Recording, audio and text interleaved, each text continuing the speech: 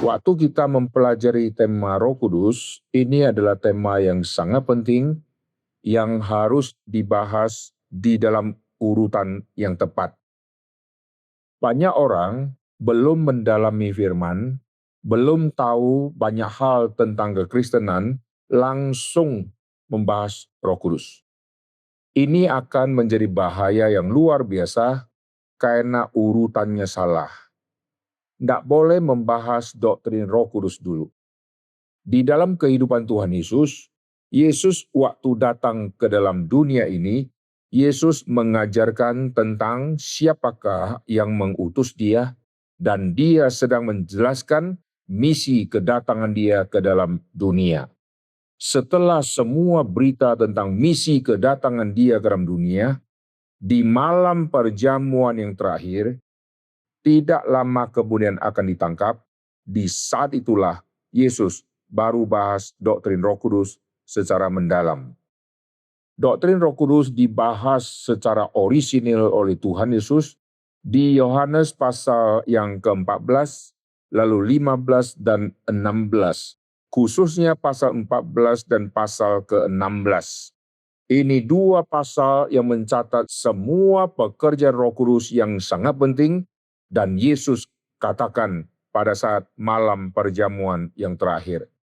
Jadi di masa akhir Tuhan Yesus baru mengajar doktrin Roh Kudus. Tidak di masa awal dia melayani. Di masa awal apa yang dikerjakan? Dia pergi, dia keliling, dia memberitakan Injil Kerajaan Sorga, dia menyembuhkan orang, dan dia melakukan penyembuhan yang berhubungan dengan tanda Mesias. Lalu setelah itu banyak orang datang ingin belajar dan dia ngajarin lagi. Jadi Yesus datang mengajar Injil Kerajaan Sorga, lalu mengabarkan Injil, memenangkan orang, lalu mendidik orang-orang untuk menjadi murid-murid yang mengerti kebenaran. Setelah itu di masa akhir Tuhan Yesus, barulah Yesus membahas doktrin tentang Roh Kudus. Sekarang banyak gereja belum apa-apa sudah membahas doktrin Roh Kudus, maka pasti akan kacau balau. Karena jemaat belum mempunyai fondasi, belum ikut semua urutan, mendadak sudah membahas doktrin Roh Kudus, maka pasti nanti kacau balau. Di dalam sekolah kedokteran, tidak boleh langsung spesialis, mesti dokter umum dulu. Belajar harus ada urutan, maka kita ada semester 1, semester 2, semester 3. Yang boleh ambil semester 4, nanti ada mata kuliah yang wajib dia harus lulus dulu, baru dia boleh ambil. Tidak boleh yang semester 4, mendadak anak kelas baru sudah ambil, maka pasti kalang kabut. Matematika ada matematika 1, 2, dan 3 misalnya. Untuk ambil yang 3 dia harus lewati yang 1 dan 2 dulu. Di dalam teologi juga sama. Tidak boleh langsung membahas sesuka-sukanya, belum mengerti awal zaman, sudah membahas akhir zaman. Belum tahu kitab Kejadian, sudah ingin mengetahui kitab Wahyu. Pasti kacau balau. Di Jakarta ada tempat yang undang saya, Pak, bolehkah bahas tentang akhir zaman, kitab Wahyu? Saya bilang, awal zaman saja banyak orang tidak paham. Masa langsung bahas akhir zaman? Nanti pasti kacau balau. Lalu kalau orang ingin mengetahui karena ingin yang seru, maka ini bahaya. Harus mengikuti aturan. Semua anak belajar main piano, pasti not yang dia mainkan tidak banyak. Coba, pertama les, notnya sudah 2.000. Kira-kira anak langsung berhenti atau lanjut? Dia lihat notnya kecil-kecil dan ramenya luar biasa, langsung lemes dia.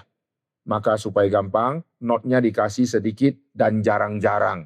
Setelah tong, baru tong, dia pikir piano gampang kali. Nenek-nenek juga tahu ini.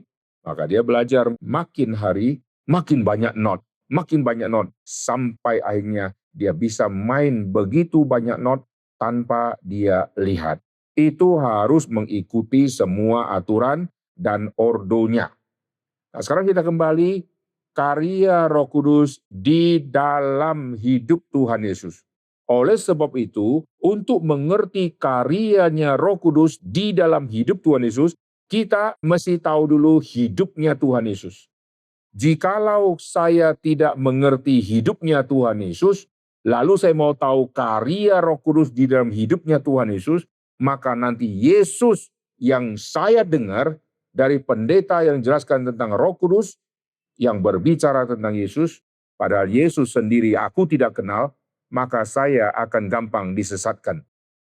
Tetapi kalau saya mengerti doktrin Roh Kudus dengan dalam, lalu saya mengerti lagi doktrin Roh Kudus yang membahas tentang Kristus, saya bisa mengamati ini ajaran benar atau tidak. Nah, doktrin Roh Kudus ini sangat luas, saya akan memfokuskan ke dalam beberapa poin saja. Roh Kudus bekerja di dalam dua hal yang sangat penting yang berhubungan dengan firman. Roh Kudus mewahyukan firman. Firman yang F kecil. Saya kalau baca makalah, baca tulisan orang, baca teks lagu, seringkali mereka salah. Salahnya di sini misalnya ya. Kami merenungkan firman Tuhan. F-nya besar atau kecil? Selalu orang tulisnya besar ya. Kami membaca firman Tuhan. F-nya besar atau kecil? Selalu kalau mereka baca ketemu kata firman langsung dikasih huruf besar F. Padahal kami membaca firman Tuhan, firmannya F-nya mesti kecil. Kami merenungkan firman Tuhan, F-nya mesti huruf kecil. Kalau misalnya saya berkata, firman Tuhan adalah firman yang hidup. F yang pertama, firman Tuhan. F harus huruf besar, karena setelah titik. Firman Tuhan adalah firman yang hidup. F yang kedua, firman yang hidup harus huruf kecil. Selalu saya membaca orang salahnya di sini. Kenapa? Karena ada beda F besar dan F kecil. Sekarang kita melihat poin pertama, karya Roh Kudus yang sangat besar, yaitu mewahyukan firman Tuhan. F yang kecil. Maka pekerjaan Roh Kudus adalah membantu semua orang untuk memahami firman Tuhan yang diwahyukan oleh Roh Kudus. Jadi Roh Kudus mewahyukan, Roh Kudus juga memimpin orang untuk mengerti pengwahyuan Tuhan itu artinya apa. Saya kasih contoh ya, saya orang yang mengarang satu lagu dan semua lagu itu isinya syair. Setelah jadi, saya nyanyikan, orang nyanyikan, semua tidak memahaminya. Sekarang ada lagu Veronica toh. Saudara kalau tidak ikuti dia punya background, saudara pasti pusing. Apa nih Veronica? Veronica siapa nih? Ini Telkomsel Veronica atau tidak nih? Dulu kalau Telkomsel kan kalau kita telepon Telkomsel Veronica, gitu kan? Kayak sekretarisnya kita saja ya. Nah sekarang kalau saya karang lagu, semua isinya puitis, semua yang nyanyi tanpa meminta pengertian dari saya, maka semua pasti salah mengerti. Jelas? Semua penulis lagu ada background-nya, ada alasannya mengapa dia tulis lagu itu. Maka untuk mendapatkan nuansa yang sangat penting, harus mengetahui jiwa dari pengarang. Semua pemain-pemain musik ada kira-kira dua jenis. Jenis pertama, mereka memainkan semua notnya tidak ada yang salah, temponya tidak salah, semua tepat, tetapi nilainya jelek. Pemain musik yang kedua, dia mainkan harus tepat, tetapi dia mengerti jiwa pengarang lagu. Misalnya, di dalam bagian ini yang dia main, dia harus membayangkan angin sepoi-sepoi yang ada di sawah. Maka cara mainnya jadi lain. Yang ini mainkan, kau lagi dimarahin oleh istri, maka garang dia. Dia mainkan dengan keras. Kalau kamu mainkan bagian ini, bayangkan suara air terjun. Maka nanti cara mainnya menjadi lain. Maka semua komposer mereka mempunyai makna untuk semua baris-baris yang dia tulis. Pemain yang handal, mereka mencari tahu kira-kira maknanya apa. Maka semua komposer yang hebat-hebat, penulis lagu yang top-top, pemusik-pemusik handal, nanti muncul ada ahlinya yang mengajar tentang tokoh A itu. Begitu tokoh A diajarkan oleh si ahli, maka semua yang memainkan akan nuansanya beda. Itu semua musikus mau mengetahui siapa penulis dan background dari kalimat dan teks yang dia tulis. Kita kembali ke kitab suci, waktu Roh Kudus mewahyukan firman, lalu kita mau membaca secara baca tepat, secara kita tafsirkan hurufiah semua tepat, tetapi kalau kita lepas dari konteks makna Roh Kudus waktu mewahyukan, maka kita tidak akan mendalami apa yang Roh Kudus ingin katakan. Di zaman waktu itu, si pembaca pertama waktu menerima surat ini. Nah, sekarang kita kembali, pekerjaan Roh Kudus yang sangat besar adalah menurunkan firman yang F kecil. Untuk menurunkan firman yang F kecil, menunggu waktu yang sangat-sangat panjang. Tuhan berfirman melalui lisan. Maka berfirmanlah Tuhan melalui lisan. Sampai kepada zaman Musa, Tuhan perintahkan, tuliskanlah itu. Maka sekarang menjadi buku yang kita bisa pegang karena dituliskan. Semua yang lisan di zaman ini hati-hati, harus dituliskan. Saya berbisnis sama orang misalnya. Oke, kita buka warung ya, di mana? Di Taichung. Oke, modal berapa? Oke, kau gocap, gua gocap. Nanti hasilnya gimana? Kita bagi rata, gocap dan gocap. Oke? Sekarang saya store dulu, lalu setoran sudah masuk sicap, semua hanya lisan. Begitu sudah proyeknya jalan, bisnisnya sudah jalan, omsetnya sudah mulai naik, nanti yang punya kekuasaan yang besar, dia mulai sikat yang satu, dan dia berkata, ini bisnisku sendiri.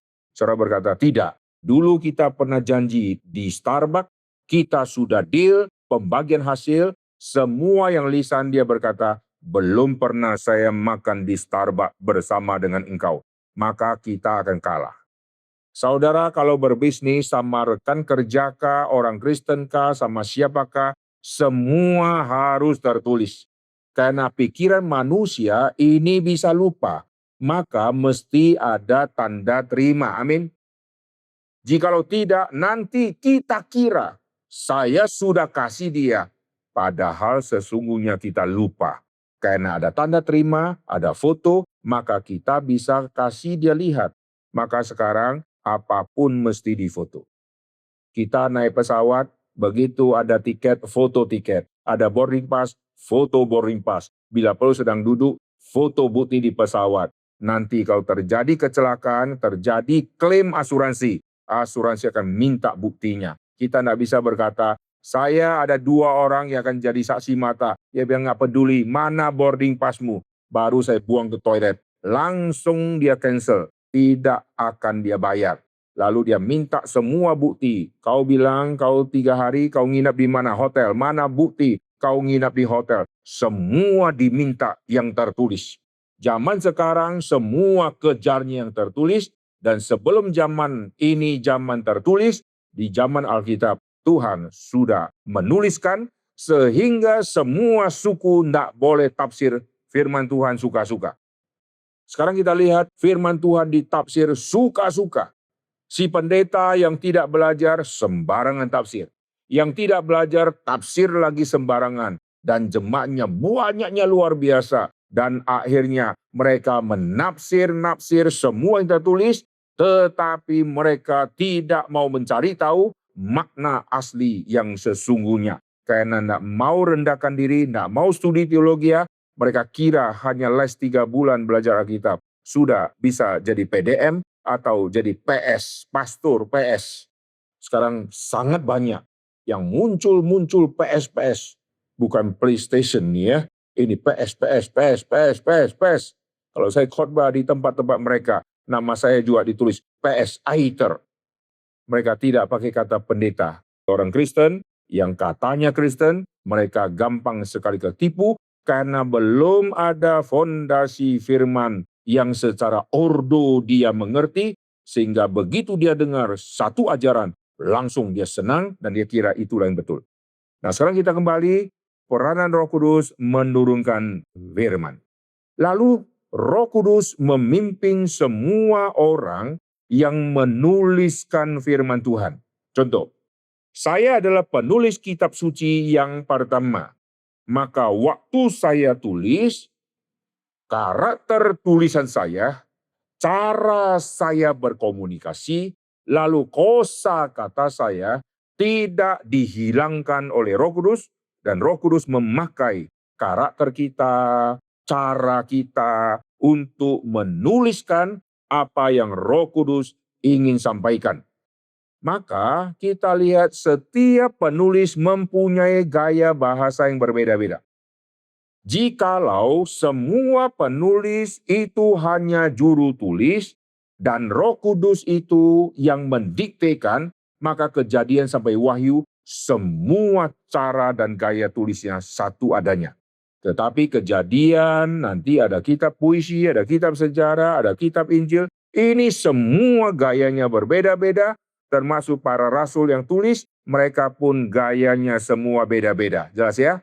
Jadi waktu Roh Kudus mewahyukan kitab suci, Roh Kudus memimpin semua penulis untuk menulis, tidak boleh kau ubah, tetapi Roh Kudus tidak mematikan gaya bahasa mereka masing-masing, dan waktu satu penulis menulis sama yang lain, mereka tidak pernah komunikasi dulu, karena ada yang jarak berpuluh tahun, ada yang jarak sangat banyak sampai ratusan tahun, dan ada yang jarak sampai ribuan tahun.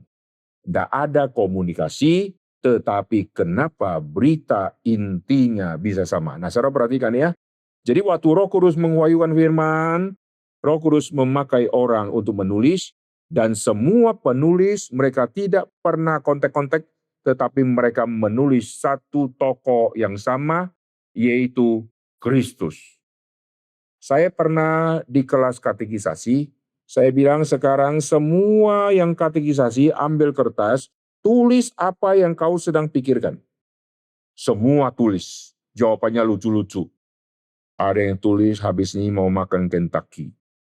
Ada yang tulis habis ini saya mau ketemu teman. Semua tulis di dalam waktu yang sama, zaman yang sama, ruangan yang sama, semua tulisan beda. Heran. Beda 10 tahun, pasti langsung beda. Beda 100 tahun, zaman sudah berubah. Tidak mungkin kita bisa tulis tokoh yang sama. Contoh ya, di sini saya suruh tulis, semua bisa tulis satu tokoh yang sama. Semua sedang membahas tokoh Acong misalnya. Sampai kiamat tidak mungkin akan terjadi. Heran, penulis Perjanjian Lama sama penulis Perjanjian Baru, mereka bisa konsisten menulis satu tokoh yang sama, yaitu Kristus. Nah, di sini kita menemukan pekerjaan Roh Kudus, selain menurunkan firman, pekerjaan Roh Kudus mengarahkan semua penulis untuk berfokus kepada Kristus. Nanti pekerjaan Roh Kudus yang sangat besar, yaitu memperkenalkan firman yang huruf besar. Jadi Roh Kudus memperkenalkan firman yang huruf kecil, yaitu perkataan firman ini, Kejadian sampai Wahyu, firman yang huruf kecil. Roh Kudus memperkenalkan dan mengajak manusia, mengajari dan memimpin manusia mengerti sedalam-dalamnya. Dan Roh Kudus bekerja di poin yang kedua, mengarahkan manusia untuk mengerti firman yang F besar. Firman yang F besar itulah Kristus, karena F besar itu adalah firman yang berpribadi. Firman yang adalah Alkitab ini, firman yang tidak berpribadi. Ini perkataan, ini dituliskan, ini tidak berpribadi. Firman yang F besar, Allah menjadi manusia, Firman menjadi manusia. Ini firman yang F besar, firman yang berpribadi. Nah, saudara perhatikan pekerjaan Roh Kudus kepada firman yang F kecil dan firman yang F besar. Melalui firman yang F kecil, dia mengarahkan kita untuk menemukan firman yang F besar. Lalu setelah menemukan firman yang F besar, Roh Kudus membuat kita akhirnya menerima tokoh yang dia sedang fokus. Jadi seluruh pekerjaan Roh Kudus, dia memperkenalkan yang mengutus dia. Roh Kudus memperkenalkan dua yang mengutus dia. Dengar baik-baik ya. Roh Kudus memperkenalkan Bapa karena Bapa mengutus Roh Kudus. Roh Kudus memperkenalkan Yesus karena Yesus pun mengutus Roh Kudus. Kesimpulannya, Bapa dan Yesus sama-sama mengutus Roh Kudus. Maka Roh Kudus akan memuliakan Bapa, Roh Kudus akan memuliakan Anak, yaitu Yesus.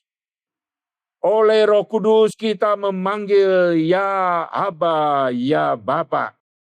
Tidak ada oleh Roh Kudus kita bersembah sujud kepada Dia lalu meninggikan Dia. Tidak ada itu.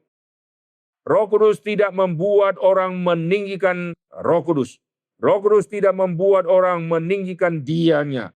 Roh Kudus membuat orang meninggikan pengutusnya, yaitu Bapa, pengutusnya, yaitu Kristus. Roh Kudus akan membawa manusia untuk mengerti Bapa, ya Aba, ya Bapa. Roh Kudus membantu manusia mengerti Kristus sehingga kita memanggil Kristus, ya Tuhan. Ini pekerjaan Roh Kudus yang sangat besar. Amin. Jadi Roh Kudus diam-diam memimpin orang waktu membaca kitab, lalu dia kasih penjelasan, dia kasih pembukaan pikiran, dan akhirnya kita mengerti. Misalnya kalau 100% kita mengerti hari ini 2%. Nanti melalui khotbah yang kita dengar, kita dapat lagi. Sekarang jadi 4%, saya mengerti bagian itu. Setahun kemudian kita mungkin sudah lupa ada pendeta yang khotbahkan bagian itu. Hari itu kita mengerti. Sekarang aku mengerti lebih dalam. Aku mengerti sudah 10%. Amin. Maka kita terus mengejar. Dan Roh Kudus terus membantu kita untuk mengerti seluruh rahasia firman. Seluruh kitab suci Kejadian sampai Wahyu, jangankan kita gali. Baca saja dari awal sampai habis. Banyak yang belum sempat baca, betul nggak? Kalau baca saja kita tidak ada waktu, apalagi kita gali per ayat. Kita akan lebih tidak ada waktu. Oleh sebab itu bagaimana kita bisa mengerti seluruh kedalaman firman? Kalau baca saja kita tidak ada waktu, mana mungkin kita ada waktu untuk menggali satu-satu bagian. Dan ini kita perlu datang kepada Tuhan. Tuhan, berikan kepada saya hati yang komit untuk menggali. Saudara kalau lihat orang arkeolog waktu menggali, kita yang bukan arkeolog, kita ketawa dia. Bodoh kali, hanya korek lama kali. Kasih gua cangkol langsung satu bongkahan selesai. Ini pakai kuas gini. Kelamaan, cangkol habis. Kita yang bukan arkeolog, kita lihat penggalian tanah ini semua mubazir. Tetapi arkeolog, waktu dia sudah pakai kuas, hati-hati.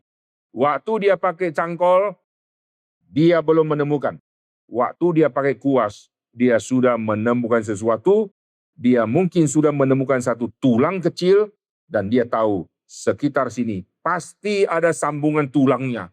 Maka dia tidak pakai cangkol lagi, karena takut menghancurkan tulang yang lain. Dia sekarang pakai kuas. Makin dia pakai kuas, makin dia semangat. Tidak ada yang makin pakai kuas, makin loyo. Lama kali gua korek-korek. Lebih enak pakai cangkol. Yang pakai cangkol masih tahap awal. Yang sudah pakai kuas, ini sudah tahap dia menemukan sesuatu yang orang tidak pernah tahu. Akhirnya setelah bertahun-tahun penggalian, ditemukanlah satu fosil, dan akhirnya menjadi memecahkan rekor seluruh dunia, penemuan yang belum pernah ada di dalam sejarah. Capek? Capek. Tetapi orang yang terus menggali, dia terus menggali, temukan satu tulang yang kedua, dia senangnya luar biasa. Karena kalau dua, pasti ada yang ketiga. Amin. Demikian juga kita membaca firman, kita seperti arkeolog. Kita untuk membaca, kita temukan satu pecahan kecil. Saya sekarang mengerti ayat ini, tapi bagian yang berikutnya gua nggak paham. Minimal gua sudah temukan satu pecahan tulang kecil, maka saya gali lagi, Roh Kudus memimpin. Saya temukan pecahan yang kedua, dan ketiga, keempat, akhirnya semua nyambung menjadi satu tulang tangan. Dan saya senang karena semua pecahan ini membentuk satu tulang tangan. Kita belajar firman kadang-kadang mengertinya fragmen, tetapi makin lama kita akan mengerti anatomi firman Tuhan. Amin. Barang siapa sudah menangkap anatomi firman Tuhan, tidak mungkin dia akan disesatkan, dan kalau dia mengajar, akan mengajar dengan kelimpahan luar biasa, karena dia sudah nangkap semua sirkulasi dari anatomi firman Tuhan ini. Kita kalau mendengar hamba Tuhan khotbah, kita bisa nangkap berapa dalamnya pengertian tentang anatomi firman, berapa dalamnya dia mengerti seluruh siklus anatomi firman ini, darah yang mengalir, ini menghubungkan mana saja, dan makin dia mengerti lebih dalam, makin kita tahu dia sudah mengerti sangat-sangat banyak. Maka kadang-kadang kita dengar firman Tuhan, dari satu ayat dia bisa link ke ayat yang lain. Itu seperti ada urat atau misalnya ada nadi atau apa yang ada di kaki, waktu orang pencet, langsung kayak kesetrum. Kok bisa sampai ke atas? Karena ada penyambungnya. Serah pernah tangan kena senggol sesuatu, langsung seperti kesetrum, langsung ser. Berarti ada garis sambungnya. Nah, orang yang menemukan itu biasanya sinse-sinse yang tukang-tukang urut. Dan saya pernah diurut sama orang-orang yang ahli, dia bisa setruming saya. Dia sentuh tangan saya sedikit saja langsung ke setrum.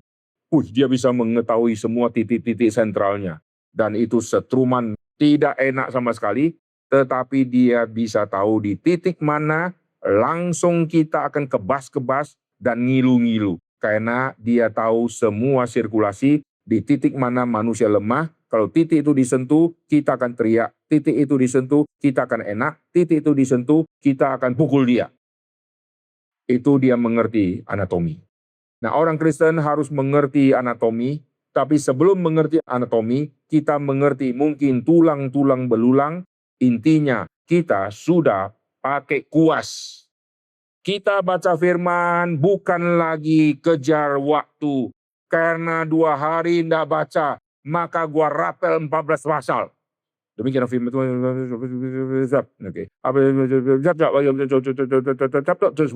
Saya sudah baca 13 perikop.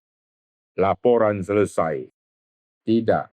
Orang kalau sudah sampai ke level kuas, dia temukan satu ayat, dia terus kuas di situ, dia terus membaca, dia cari tahu bahasa aslinya, dia cari tahu komentari, dia cari tahu kosakata yang dipakai, pernah diulang berapa kali, terus dia cari tahu, dan dia terus berhenti di satu ayat itu, akhirnya makin dia gali, makin dia menemukan banyak. Dan ini adalah seni di dalam menggali Alkitab. Amin. Kenapa bisa kita menggali dengan begitu dalam? Karena peranan Roh Kudus yang sudah menguayukan firman, Roh Kudus membawa kita untuk menggali kedalaman firman. Kalau kita ibarat ini satu bongkahan tanah yang begitu besar, ada orang sudah gali sampai 15 meter ke dalam, dan dia sudah kumpulkan begitu banyak penemuan. Dan ada orang yang masih di ujung, baru mulai korek-korek. Tetapi intinya, semua sedang memulai. Amin. Ada yang sudah mengerti sangat banyak. Ada yang baru mulai. Ada yang sudah di setengah, akhirnya dia kira sudah tidak ada lagi. Maka dia tinggalkan, dia korek lagi di bongkahan yang lain. Kita membaca ayat sampai ayat 5, kayaknya enggak ada apa-apa. Gua loncat sajalah ke kitab berikutnya. Bongkahan sini baru dikorek, dia tinggalkan. Dia pergi ke bongkahan yang lain. Dia korek. Akhirnya semua jadi lubang dan semua tidak dapat apa-apa. Inilah orang yang menggali kitab suci suka fragmen, yang khotbah firman Tuhan suka fragmen. Sehingga semua dia comot, akhirnya semua sisa lubang-lubang dan tidak menemukan apa yang di dalam lubang-lubang itu.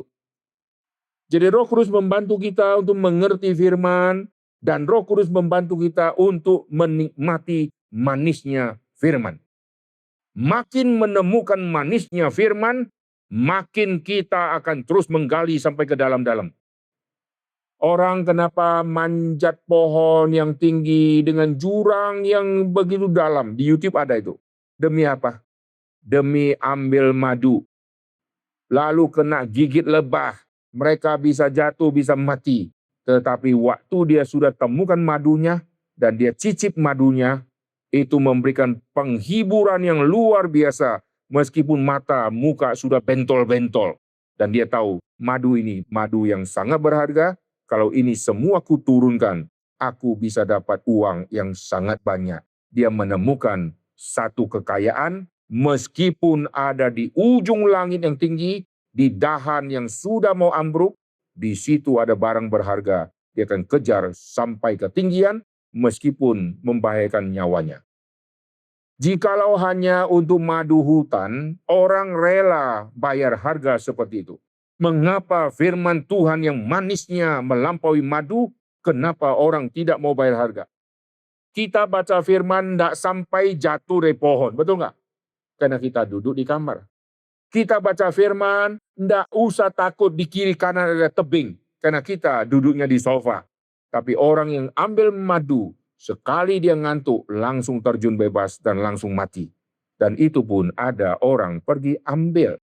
Orang ambil sarang burung walet yang liar-liar, itu ada di bukit batu, ada goa-goa, dan mereka harus gantungan, lalu masuk ambil pelan-pelan, lalu keluar lagi gantungan lagi, hanya untuk dapat liurnya dari walet yang dijual harganya mahal.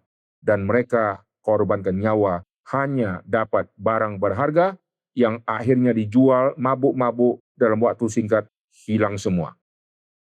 Mengapa firman yang kita dapat, yang akan permanen selama-lamanya, kenapa kita tidak mau bayar harga? Lalu setelah menemukan kekayaan firman, makin mendalam, sekarang kita dibawa untuk menemukan sumber air yang hidup. Disitulah kita akan menemukan rahasia tokoh pertama yang dibahas oleh Roh Kudus di dalam seluruh kitab suci, itulah Kristus. Jadi Roh Kudus membantu kita menggali sampai dalam, menemukan tokoh sentral yang adalah sumber hidup. Dan begitu menemukan sumber hidup, disitulah kita akan dipuaskan, yaitu dipuaskan oleh Kristus. Amin. Kalau kita sudah menemukan Kristus, saudara tidak butuh apa-apa lagi. Orang kalau sudah menemukan yang paling berharga, semua berharga yang lain, dia sudah anggap sampah. Inilah yang Paulus katakan. Semuanya ku anggap sebagai sampah. Kristuslah keuntunganku. Contoh ya, misalnya di dunia ini berlian sangat-sangat mahal dan termahal di dunia misalnya. Kalau saudara sudah simpan berlian sebesar ruangan ini, saudara ditawarkan cincin emas. Saudara mau korupsi cincin emas? Mari kita rampok wanita di pinggir jalan yang pakai kalung emas. Saudara tertarik? Mari kita tipu, kita akan dapat 1 miliar. Saudara tertarik? Saudara bilang, 1 miliar. Saya punya berlian sebesar ruangan ini. Tak congkel sedikit saja, bisa membeli 1 kampungmu. Setelah dapat yang paling berharga dan besar, kita tidak tertarik lagi semua tawaran dunia. Amin. Barang siapa yang masih tertarik semua tawaran dunia, dia belum menemukan kekayaan di dalam Kristus. Jikalau sudah menemukan kekayaan di dalam Kristus, semua tawaran di dalam dunia ini sampah adanya. Karena Kristuslah keuntunganku. Siapa yang bisa mencapai level seperti itu? Kalau Paulus bisa mencapai level seperti itu, kenapa kita yang baca tulisan Paulus, kita kenapa tidak bisa? Paulus tidak pernah baca tulisan orang-orang yang lain, tapi hanya di dalam anugerah Tuhan, dia mencapai level yang sangat dalam. Paulus seperti arkeolog yang sangat handal, sudah menggali sampai ke pusat, dan dia sudah menemukan semua sumber air yang hidup, maka dia tidak pernah khawatir lagi untuk hidupnya, dan dia pernah berkata, aku tahu apa itu kelebihan, dan aku tahu apa itu kekurangan. Dia tidak pernah khawatir kalau dia kekurangan, maka dia harus mencari dengan merampok. Dia kalau kelebihan, maka dia jadi sombong. Tidak. Bagi dia itu semuanya sampah. Kristuslah keuntungan. Nah, sekarang kita kembali ya. Jadi Roh Kudus mengarahkan kita untuk mengerti Sang Firman yang F besar, dan galilah Sang Firman sedalam-dalamnya. Jadi Roh Kudus membantu kita menggali firman yang F kecil, Roh Kudus membantu kita menggali firman yang F besar. Dan makin mendalami pengertian kita tentang Kristus, itu pasti kita dibawa untuk mengerti dalamnya firman. Karena makin mengerti firman, makin mengerti Kristus. Makin mengerti Kristus, kita akan makin mendalami firman. Karena ini satu set dan satu paket. Kita menilai orang gampang, saudara ya. Aduh, saya hari ini senang sekali, saya cinta Yesus, Yesus mengasihi aku. Tapi firman Tuhan dia tidak pernah baca, ini namanya omong kosong. Yesus berkata, kalau kau mengasihi aku, turutilah semua perintahku. Perintah Tuhan Yesus ada di Alkitab. Kalau dia cinta Yesus, turuti perintahku yang ada di Alkitab. Kau tidak baca Alkitab, bagaimana kau berkata mengasihi aku, sedangkan perintah Tuhan Yesus kau tidak pernah baca. Jadi makin mengetahui Kristus, mencintai Kristus, akan makin mencintai firman. Makin mencintai firman akan makin mengerti tentang kedalaman Kristus. Karena ini adalah pekerjaan Roh Kudus yang sangat-sangat besar. Sekarang orang kacaukan dengan pekerjaan Roh Kudus, hanya ke bahasa lidah lah, hanya ke fenomena-fenomena lah. Itu terlalu sederhana. Bukan tema yang signifikan. Yang signifikan adalah mengarahkan manusia untuk mengerti Tuhan, yaitu Kristus, yang adalah firman yang huruf besar. Kristus sama firman, inilah fondasi gereja. Dengar ya, Roh Kudus waktu turun, itu hari jadinya gereja. Gereja dibangun di atas fondasi kitab suci. Gereja dibangun di atas fondasi batu penjuru yang adalah Kristus. Jadi Roh Kudus yang mewahyukan firman yang F kecil, Roh Kudus yang memimpin manusia untuk menemukan firman yang F besar, F kecil dan F besar, inilah fondasinya gereja. Maka semua bangunan gereja dibangun di atas fondasi firman dan Kristus, dan semua gereja harus meneliti kitab suci, gereja harus mengkhotbahkan tentang Kristus. Sekarang gereja yang dikhotbahkan itu apa? Mimpi-mimpi, yang dikhotbahkan ramalan-ramalan, yang dikhotbahkan kesaksian-kesaksian, kebaktian yang panjang, lagunya panjang minta ampun, kesaksian pujiannya panjangnya luar biasa, firman Tuhannya tidak membawa jemaat untuk menggali firman, tidak membawa jemaat untuk menggali kedalaman di dalam Kristus. Hanya kekristenan sangat-sangat memberi. Kita menilai orang-orang agama lain kurang benar. Tapi sebetulnya kekristenan ini banyak orang Kristen yang keropos rohani. Orang agama lain kita mesti hargai, banyak hal mereka lebih hebat dari kita. Anak-anak yang kecil, mereka sudah bisa baca bahasa aslinya kitab sucinya mereka. Sekarang saya tanya, siapa orang Kristen yang bisa membaca bahasa aslinya kitab suci kita? Angkat tangan. Coba buat statistik di semua gereja di seluruh dunia. Listkan siapa orang Kristen yang sudah 50 tahun jadi Kristen, Yang bisa baca satu baris saja dalam bahasa asli, satu pun tidak ada yang bisa. Mereka bisa baca satu kitab. Karena dari kecil, mereka disekolahkan dan mereka belajar dengan tangisan dan air mata. Sedangkan kita orang Kristen, bangun sekolah minggu saja, kita berkata, tidak usahlah minggu depan saja. Anak jangan dipaksa, nanti dia jadi benci kekristenan, hanya anak nggak ngerti apa-apa. Hari ini kalau ada kebaktian, saya datang, kalau hujan, saya tidak datang. Hari ini yang khotbah si A, kalau khotbah si A, saya online saja. Nanti yang khotbah B, gua datang. Akhirnya kita pilih-pilih. Dan kita berkata, aku orang Kristen yang rohani baik, omong kosong. Karena kita kalau berkata, aku suka firman, aku cinta Kristus, maka aku akan mendalami firman sedalam-dalamnya, menggali Kristus sedalam-dalamnya. Amin. Jikalau tidak, kita kekristenan yang kropos dan yang membeli. Makin kita lihat kekristenan model sekarang, makin kasihan. Orang Kristen sekarang ke gereja hampir tidak ada lagi yang bawa kitab suci. Mereka merasa saya sudah bawa di handphone. Oke, akhirnya yang handphone pun jarang dia baca, betul nggak? Ayo jujur. Dulu kalau kita naik kereta api pakai Alkitab, dikira, sombong kali kau. Maka ada handphone menolong. Tidak terlalu vulgar ya baca Alkitab. Tapi sungguhkah setelah ada handphone, saudara baca atau main game?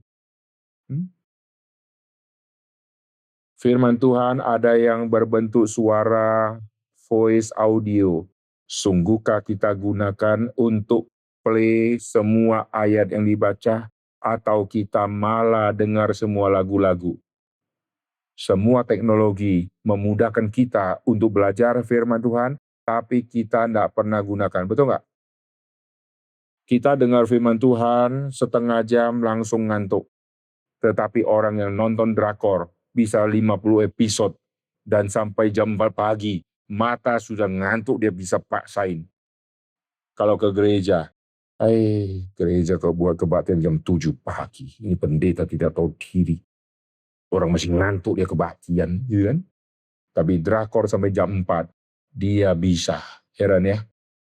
TV dia beli mahal-mahal untuk nonton drakor. Pada dia bisa buka untuk dengar khotbah, dia tidak kerjakan. Lalu orang Kristen merasa, saya Kristen, saya ke gereja. Sesungguhnya di hadapan Tuhan, kita orang Kristen yang sangat-sangat kropos. Kalau tidak percaya, setiap gereja coba uji jemaatnya. Berapa pengertian dia tentang firman Tuhan. Baru ketahuan, jemaat sangat rentan. Uji jemaatnya tentang pengertian dia tentang Kristus. Baru ketahuan, banyak tidak lulus. Kita harus sadar kalau Roh Kudus sudah diberikan, kenapa pengertian firman kok tidak maju-maju? Kalau Roh Kudus sudah diberikan, kenapakah daya tarik untuk mengerti Kristus kok tidak ada? Apa yang salah? Bukan Roh Kudus yang salah, tapi kita yang salah. Saya kasih contoh. Ada satu ibu di desa. Dia selalu dapat satu surat dari anaknya yang ada di Amerika. Setiap kali dia dapat satu surat, dia senang sekali. Isi suratnya ada warna-warni.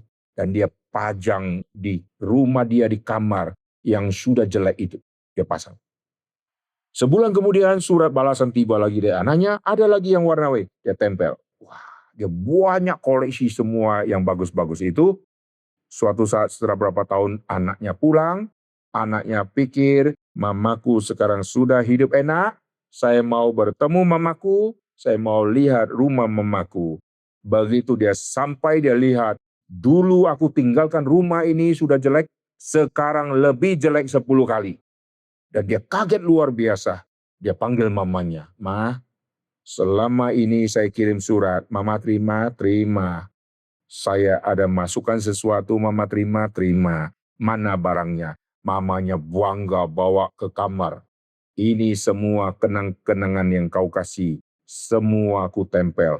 Anaknya stres. Hah? Mama tahu itu apa? Itu cek kontan. Mamanya lihat warna hijau, bagus juga hijau ya. Itu dari bank yang ceknya warna hijau. Anaknya terus kirim uang dari berbagai bank. Mamanya tidak pernah gunakan.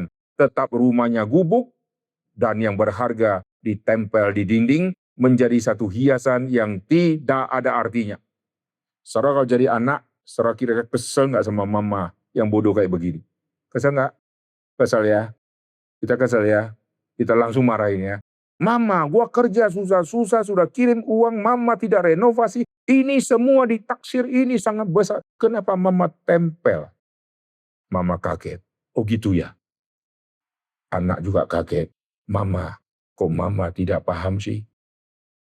Demikian juga Roh Kudus sudah kasih kita karunia, Roh Kudus sudah kasih kita kemampuan, tangan sudah dikasih kuas, tangan sudah dikasih alat-alat, fasilitas semua sudah ada. Kita tidak pernah gunakan. Kenapa kita pakai kacamata? Supaya yang susah baca sekarang gua bisa baca. Maka saya bisa baca kitab suci sekarang. Kenapa kita pakai kacamata anti sinar komputer? Supaya saya bisa baca tafsiran firman melalui handphone.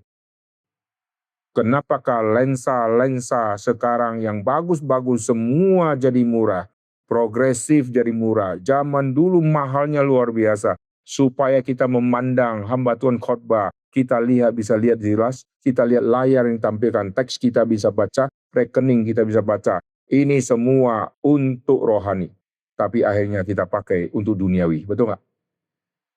Saudara gunakan mata untuk kuliah, dari 1 tahun sampai lulus, saudara paksa mata.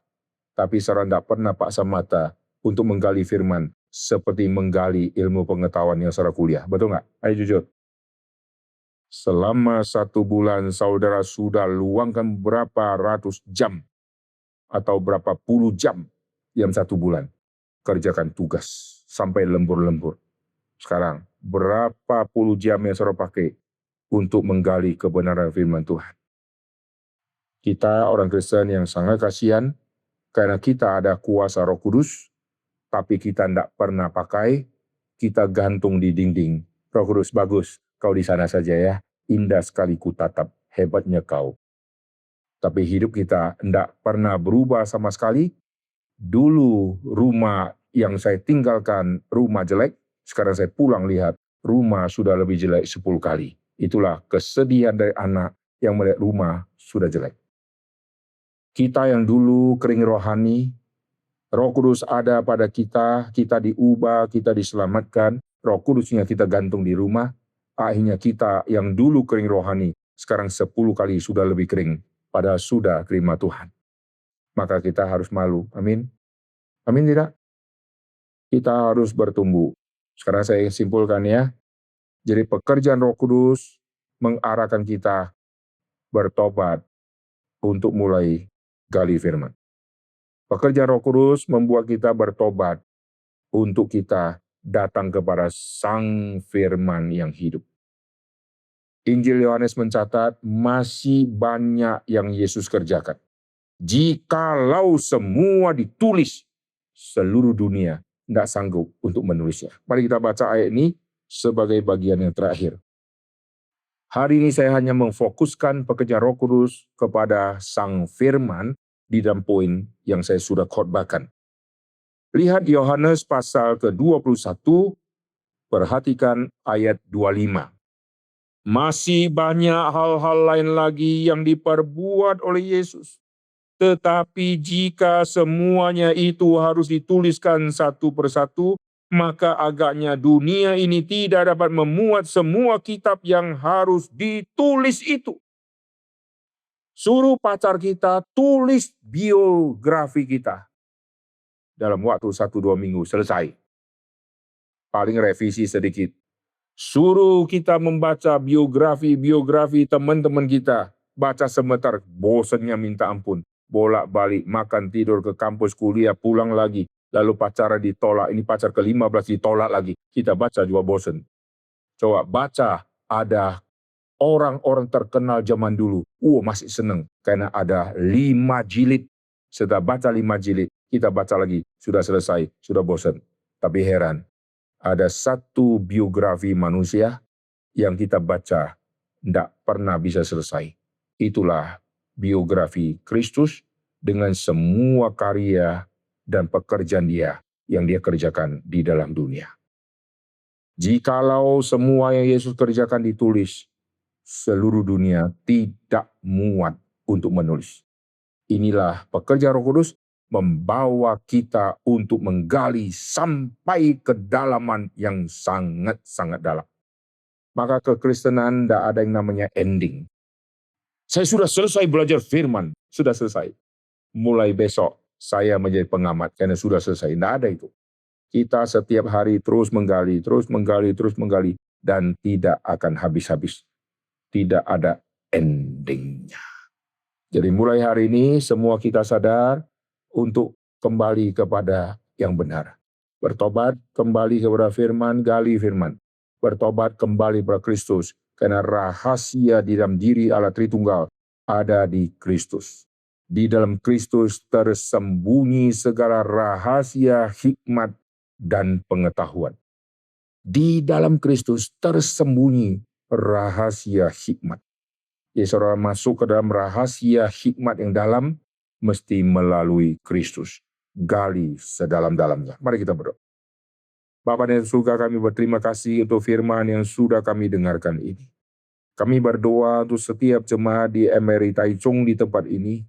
Biar kami yang pergi jauh dari keluarga kami yang ada di tempat-tempat yang begitu jauh dari tempat-tempat yang lain, tetapi kami yang akhirnya lupa, kami datang karena kami ingin menggali ilmu yang ada di Taichung. Kami menggali ilmu yang ada di Taiwan ataupun yang Amerika, Eropa, dan akhirnya kami menghabiskan waktu menggali sampai dalam S1, S2, bahkan S3. Tapi pengertian firman kami dari dulu tidak pernah maju-maju. Tuhan ampuni kami, biar ada keseimbangan waktu kami menggali dunia ilmu.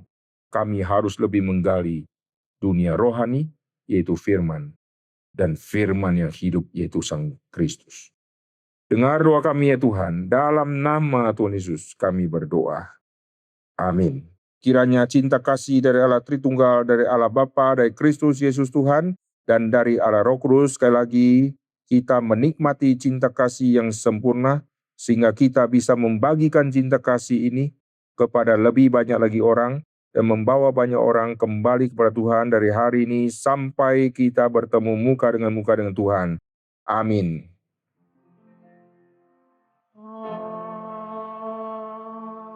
Amin.